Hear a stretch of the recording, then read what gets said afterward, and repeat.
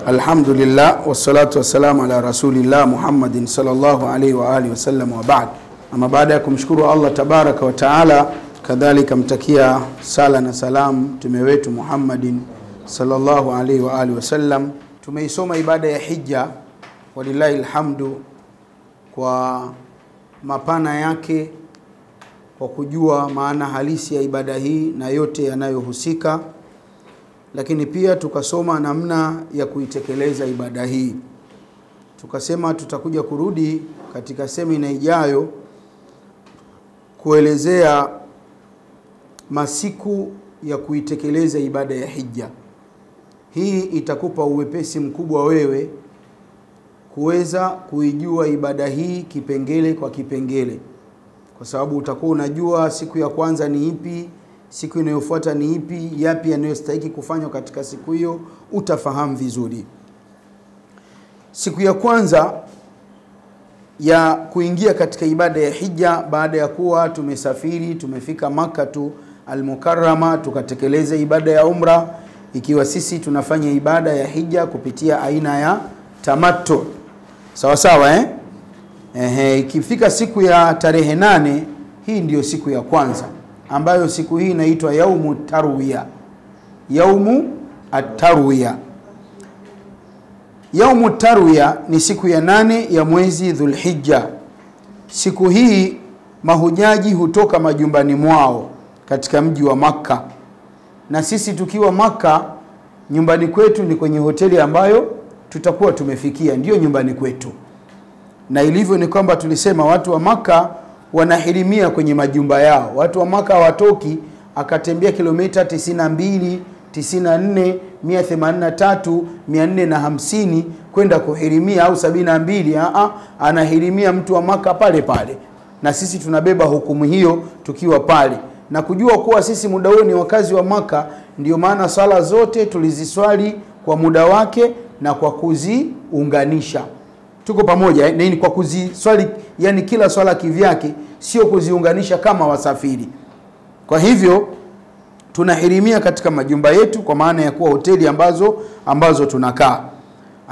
Anasema watahirimia hija yao kwa kusema labbaika hajjan, labbaika hajjan. Haya tumeyasoma. Na kama mtu anamfanyia mtu mwingine, mfano mimi labda namfanyia mtu anaitwa Khadija au anaitwa Uthmani, nitasema labbaika hajjan an Khadija au labbaika hajjan an Uthman.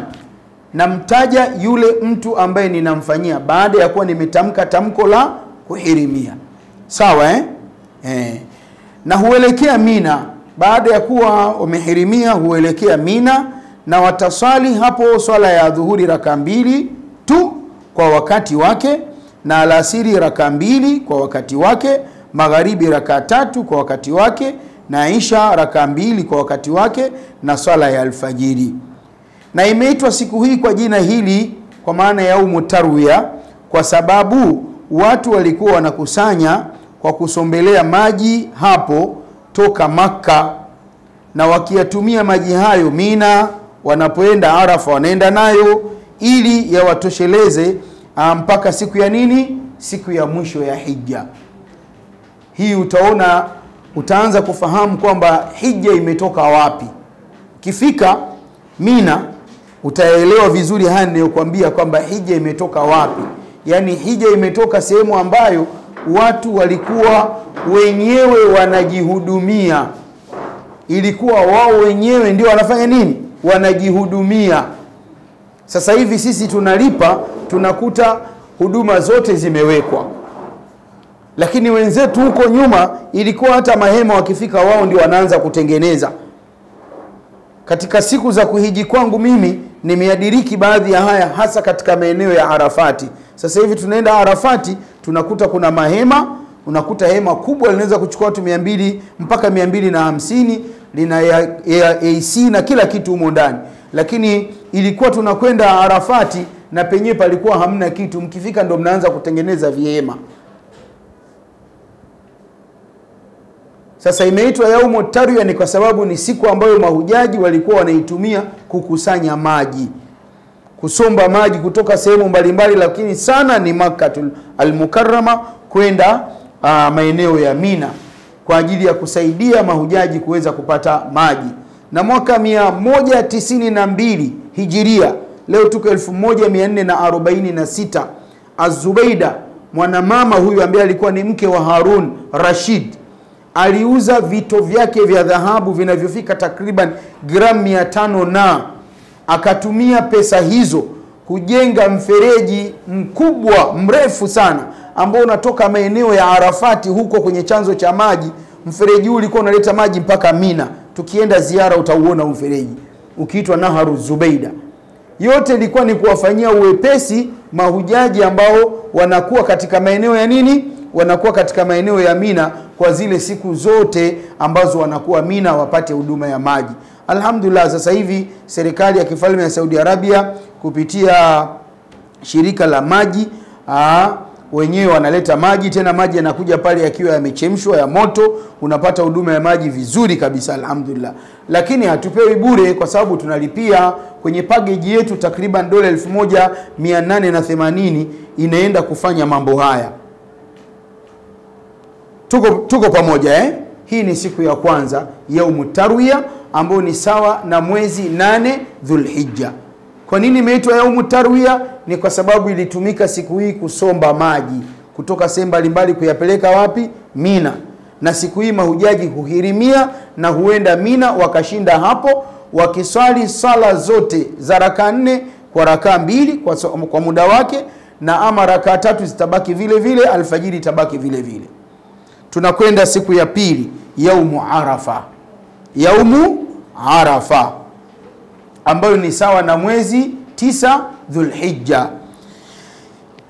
Anasema ni siku ya tarehe 9 mwezi Dhulhijja, na ndio siku ya kusimama katika viwanja vya Arafa pembeni mwa Jabal Arafati.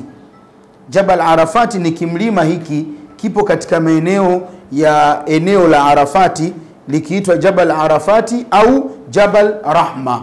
Mlima umenyenyuka usawa bahari takriban mita 65.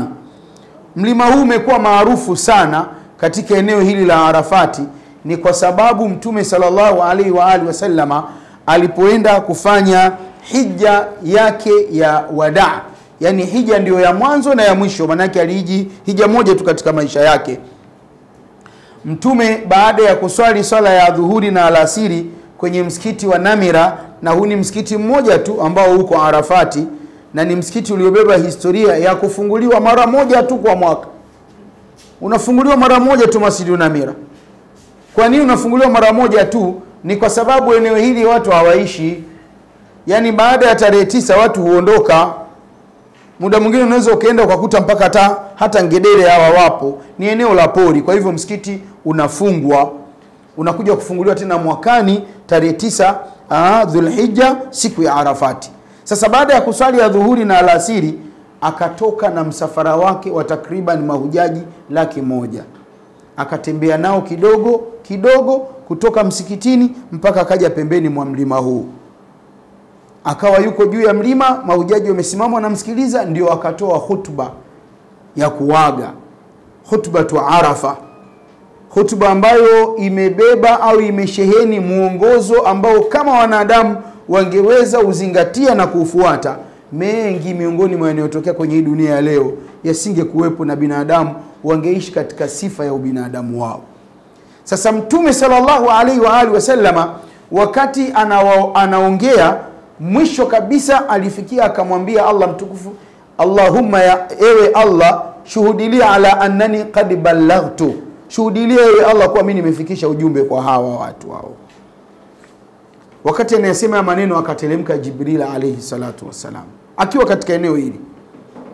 Alipoteremka Jibril akaja na aya ya 3 suratu Maida, al-yawma akmaltu lakum dinakum wa atmamtu alaykum ni'mati wa raditu lakum al-islam dinan. Al-yawma akmaltu lakum dinakum, leo hii nimekamilisha kwenu ninyi dini yenu. Wa atmamtu alaykum ni'mati, na nimetimiza kwenu ninyi neema yangu ya Uislamu, na nimeridhia Uislamu iwe ni dini yenu. Haya maneno au aya hii iliteremka Mtume sallallahu alaihi wa alihi wasallam akiwa pembeni mwa Jabalu Arafati. Ndio sababu huu mlima umepata umashuhuri mkubwa sana, na kuna mahujaji ambao yani saikolojia zao zinaamini bila kwenda pale kwenye mlima hija yake sio sahihi. Kwa hivyo watu husongamana pale, na wala usione mawe ukaona rangi nyeupe tu ya nguo za watu. Na sisi tunamshukuru alhamdulillah, Haji Mission yetu inapambana.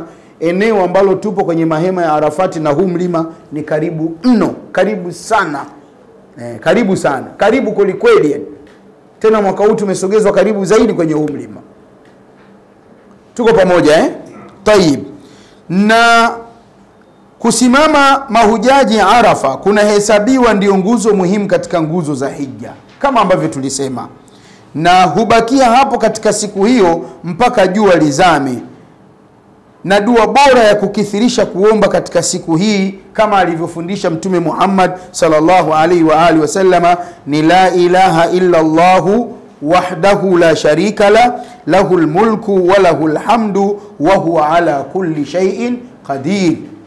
Hii ndio dua imethibiti ambayo Mtume sallallahu alaihi wa alihi wasallama amehimiza kwetu sisi kukithirisha kumuomba Allah tabaraka wa taala, na mwenyewe anasema kwamba bora ya niliyosema mimi na manabii waliopita baada yangu katika siku ya Arafa ni la ilaha illa Allah wahdahu la sharika la lahul mulku wa lahul hamdu wa huwa ala kulli shay'in qadir.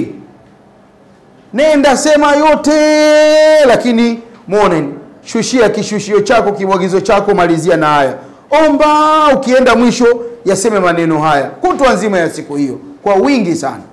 Hii ni siku ya Arafa, siku ya pili mahujaji wakiwa ndani ya kutekeleza ibada ya hija. Ama siku ya tatu ni yaumun nahari. Yaumu an-nahari. Hii yaumun nahari maana yake ni sawa na kusema ni siku ya kuchinja.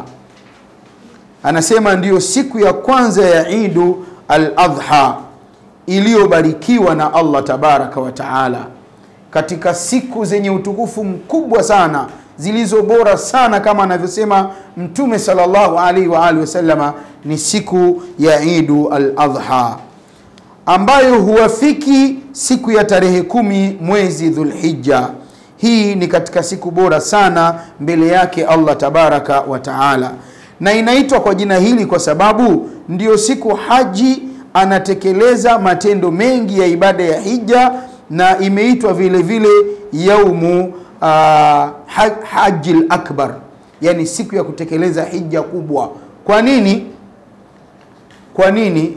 Itazame tarehe 8 ni labbaika hajjan, kisha watu wanaenda Mina. Tarehe 9 wanakwenda Arafa, ni kisimamo tu kukithirisha kuomba, basi hakuna jambo jingine. Siku ya tarehe 10 mahujaji wataamka wakiwa Muzdalifa, watakuja Mina, wataenda Jamarati kwenda rembea vijiwe kwenye guzo kubwa moja. Nambari 2, siku hii hujaji ana uwezo atakwenda Maka kufanya tawafu al-ifadha, tawafu ya nguzo 2. Nambari 3, akimaliza tawafu ataenda kusai, kutembea kati ya Safa na Marwa 3. Siku hii hujaji atanyoa nywele zake 4. Siku hii hujaji atachinja 5. Ni matukio makubwa 5 yanayotekelezwa katika siku hii. Hakuna siku ambayo ina mambo mengi ya kutekeleza ibada ya hija kuliko hii siku yaumun nahar. Tuko pamoja Tayib. Na ameeleza hapo kwamba na matendo ya yaumun nahari ni 1, kurembea vijiwe 7 kwa maana lile guzo kubwa, 2, kuchinja, 3, kunyoa au kupunguza, 4, tawafu al-ifadha kwa maana ya tawafu ya nguzo ikiwezekana mtu kusafiri kwenda, 5, kusai kati ya Safa na Marwa. Haya mambo 5 haya, akishindwa mtu kufanya mawili kwa maana ya tawafu al-ifadha na kusai, lakini atafanya mambo 3: atarembea, atachinja na atanyoa au kupunguza. Mambo 3 haya ukiyafanya katika siku hii unapata uhalali wa kutoa ihramu zako. kuzivua ihramu zako. Ukiweza kuyafanya mambo yote matano, umepata tahalluli kubwa. Ni nini tahalluli ndogo na nini tahalluli kubwa? Tahalluli ndogo ni ile inayompa ruhusa mtu kuvua nguo za kuhirimia na akavaa nguo za kawaida, kuanza kutumia manukato na kunyoa na kukata chochote katika mwili wake. Hii ni tahalluli ndogo. Ama tahalluli kubwa ni ile ambayo inampa mtu fursa, pamoja na kuvua ihramu yake na kutumia manukato ya aina yoyote, yuko na mke wake, inawezekana kukutana kimwili, ni ruhusa kukutana kimwili, hamna tabu. Ile miiko yote, kuposa, kuposwa, kuoa, hakuna tabu, inakuwa imeondoka akipata tahalluli kubwa. Ili mtu awe amepata tahalluli kubwa, ni lazima awe amekamilisha mambo matano yote katika siku hii. Lakini ikiwa atashindwa kutoka Mina kwenda Makka kwa ajili ya tawafu al-ifadha na sa'i yake, akafanya matatu, atakuwa amepata tahalluli ya kuvua tu ihram zake na kutumia manukato. Atasubiria sasa, akija kukamilisha mambo mengine pia na yenyewe yanaweza kufanyika. Hayo ni mambo yanayofanyika kwa mtu ambaye ni haji. Lakini pia katika siku hii yako matendo bora kuyafanya kwa mtu ambaye sio hujaji. Hawa ndugu zetu ambao tumewaacha Tanzania, pengine wake, waume, watoto, wazee, jamaa, tumewaacha Tanzania. Mambo gani ambayo wao wanayafanya katika siku hii, na uone kuwa hii ni siku nzito, sio tu kwa mahujaji, hata kwa wale ambao hawapo hija. Nambari moja ni takbira za moja kwa moja, yani takbira za mfululizo. Mtu akiwa nyumbani, akiwa barabarani, akienda sokoni, msikitini, popote, ni kuleta takbira kutwa nzima, hakuna ukomo. Na hizi takbira zinakwenda mpaka ifike siku ya 13 ya mwezi Dhulhijja. Magharibi yake ikiingia, ndio zile takbira zinafanya nini? Zinakoma. Ndio maana zimeitwa takbira za moja kwa moja. Tumeelewana vizuri Jambo la pili, swala ya Eidul Adha. Jambo la tatu, kuchinja. Na imekuwa ni sunna kwa mtu ambaye si hujaji anayekusudia kuchinja, ikiingia tarehe 1 Dhulhijja, asikate kucha za mikono, za miguu, asinyoe nywele ya aina yoyote. Na yeye akae kwenye masiku hayo kwa muda wa siku 9, mpaka hii siku akishamaliza kuswali ndio ataweza, na akachinja ndio ataweza kunyoa chochote au kukata chochote katika mwili wake. Ni sunna kwa mtu ambaye si haji, ambaye tunamuelezea hapa, anakusudia kuchinja, yani kuanzia tarehe 1 asikate kucha za mikono, za miguu, au asinyoe kitu chochote katika mwili wake. Hivi tu. Vingine ni mtu, mke wa mtu, mume wa mtu, kukutana kimwili haina shida. Lakini kukata kitu katika mwili wake ndio vitu ambavyo vimekuwa ni sunna, aache, ajizuilie, asifanye hivyo. Nambari 4 ni sunna pia kuwatembelea baina ya Waislamu, yani Waislamu wenzako, ndugu wa damu, jamaa, kuwajulia hali, kuwatembelea katika siku hii. Ni siku, yani kufanya matendo haya ni bora sana. Lakini pia ni sunna kuoga, kujitia manukato na kuvaa nguo nzuri. Na kama mtu ataweza nguo mpya, basi bora sana. Na katika nguo kwa wanamume, nguo nyeupe ni bora zaidi kuliko nguo za rangi. Nguo za rangi, hasa rangi nyekundu, ni rangi ambayo haina uzuri sana kwa Muislamu, japo sisi tunapenda sana. Na mwingine anambia ushe bwana, itakuwa Yanga tu. Sio Yanga bwana. Tunasema dini, yani sawa sawa. Rangi nyekundu ni rangi ya kishetani. Allah tuepushe na shetani. Taib. Namba 6, michezo mbalimbali yenye kukubaliwa. Imethibiti wakati wa Mtume sallallahu alaihi wa alihi wasallam, siku za sikukuu watu walifanya michezo ya mieleka, ya kushindana, kudondoshana, kama vile hivi kuvuta kamba na mingineyo. Inafaa kabisa, inajuzu. Ama michezo ya haramu haifai, kama vile kwenda mtu kushuhudia watu wanapigana boxing, mangumi, wakatoana ngeo, wakauana. Michezo hii ni haramu kisharia, haikubaliki. Namba 7, kupendeza. Inapendeza kwa maana ni sunna kutokula chochote kabla ya swala. Yani mtu asile kitu chochote kabla ya swala ya Idi, na kula baada ya swala, na yani ale baada ya kuwa amemaliza kuswali. Na kilicho bora kukila ni nyama katika yule mnyama ambaye mtu kamchinja. ilikuwa anachinjwa mnyama kidogo, maini choma, maini chemsha kidogo, mtu anakula. Ni sunna kufanya hivi katika siku ya Eidul Adha, na hii ni jambo linawezekana tu. Hata sisi tunaenda mwaka huu huko, lakini Allah akiturejesha tukaendelea kuishi kwenye hii dunia, tuwekeni bajeti. Watu wanafanya bajeti ya mambo mengi sana ya kidunia tu ambayo hayana faida. Mbuzi mmoja anauza shilingi 100,000, akizidi sana 1,500,000. Unashindwaje kufanya bajeti ya mwaka mzima kuwa na 1,500,000 siku ya Eidul Adha? Sisi tumekuwa ni watu wa kufikiria tu kwamba nasubiria kuna Waturuki wanachinja, kuna tajiri fulani anachinja. Hii ni ibada, anatakiwa aishiriki kila mtu. Kila mtu weka bajeti, ifanya na wewe utapata thawabu. Katika vitu bora sana kuvifanya katika siku hii ni kuchinja. Na usile kitu kabla ya swala, na baada ya swala jaribu kutangulia kula muona kile ambacho kimetokana na yule mnyama ambaye wewe umemchinja. Nambari 8, inapendeza kwa maana ni sunna kwenda katika musalla kwa njia moja na kurudi kwa njia nyingine. Wakati wa Mtume sallallahu alaihi wa alihi wasallam, hizi swala za Eid aliziswalia uwanjani, na inshallah ukifika Madina utaenda utaona sehemu Mtume alikuwa akiswalia swala za Eid kubwa, Eid ndogo uwanjani. Ndiyo sunna. Tofauti na sisi tunajalia misikitini. Mtume mara alizoswali swala ya Eid misikitini ni kwa sababu ilipatikana mvua inanyesha, ndio ikamfanya abakie msikitini. Lakini swala ya Eid inaswaliwa uwanjani. Na hii ni kwa nini? Kwa sababu imetakiwa mpaka kina mama wenye ada zao na wao waje washuhudie hii swala. Sasa msikitini hawawezi kuingia, lakini uwanjani wanaweza kwenda kwa sababu hakuna katazo la kisheria.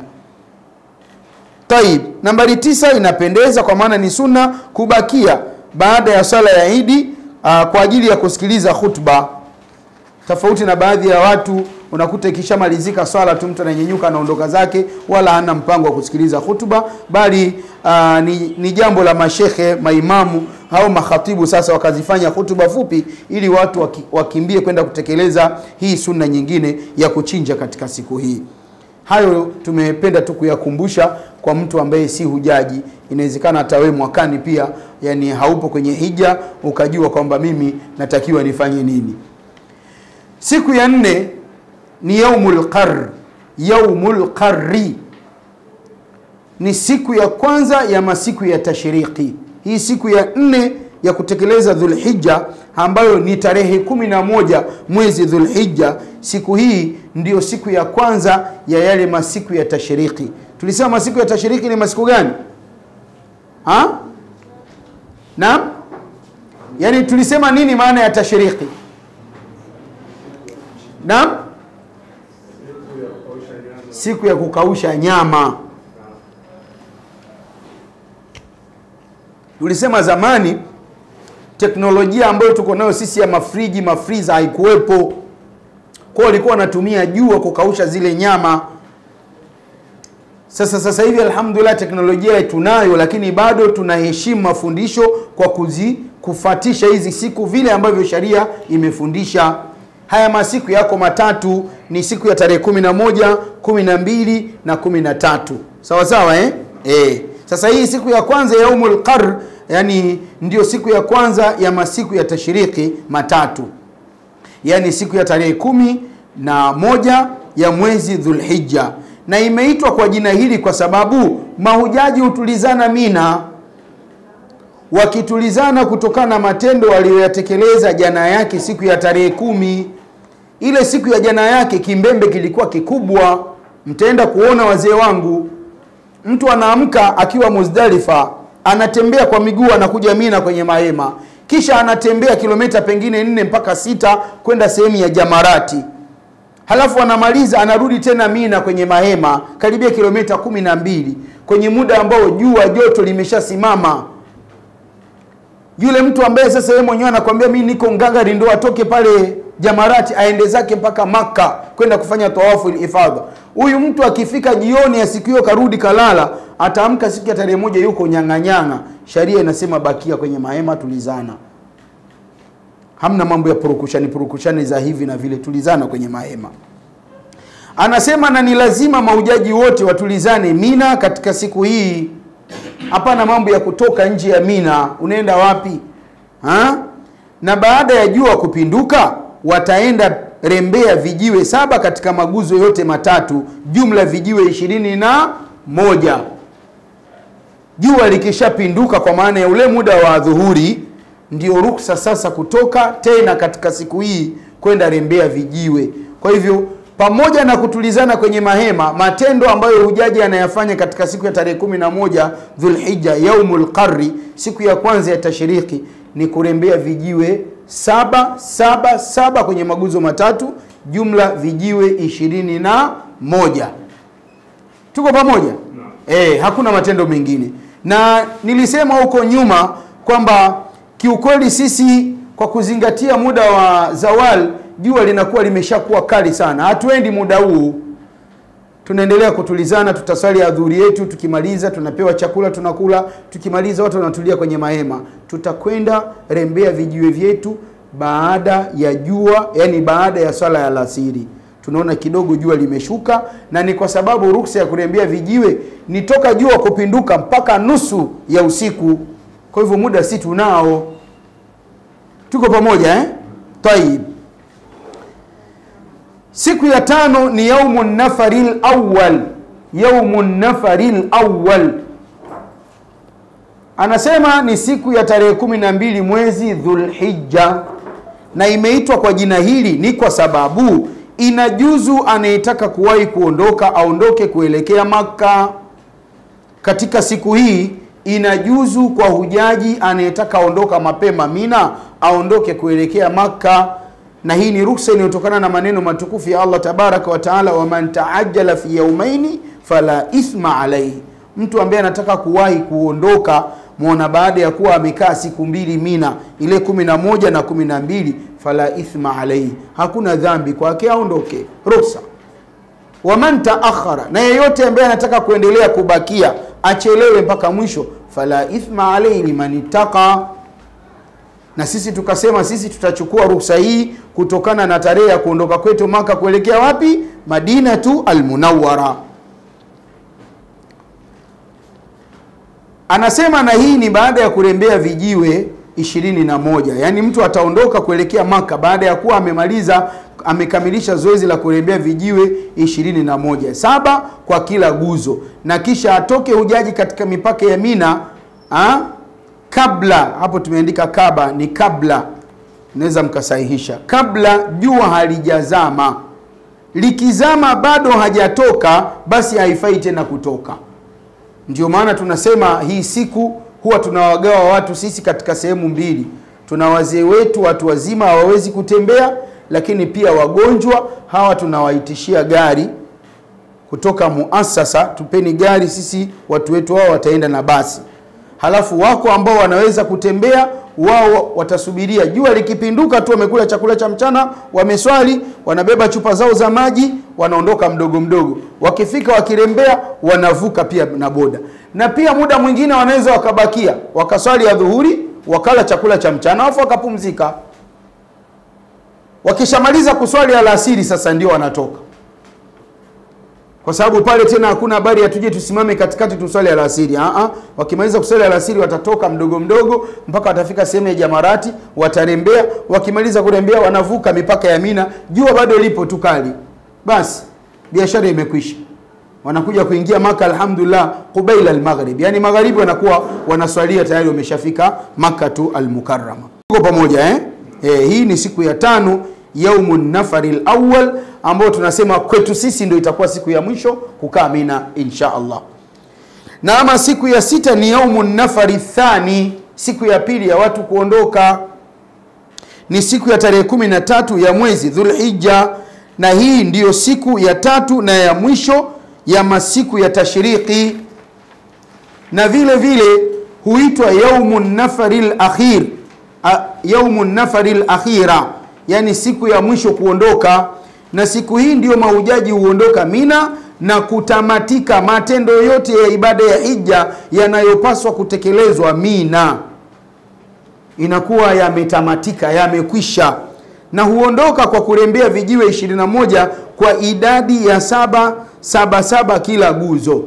Yani mahujaji hawaondoki tu katika siku hii, lazima waende wakarembee, muona vijiwe 777 kwa kila guzo, na hawa wanaobakia mpaka tarehe hii ndio hukamilisha kurembea vijiwe 70.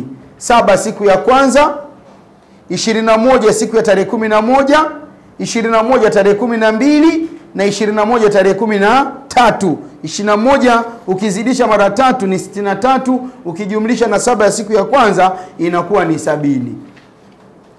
Anasema katika ufafanuzi, kurembea vijiwe kwa tarehe 11, 12, 13 inakuwa baada ya jua kupinduka na si kinyume na hivyo.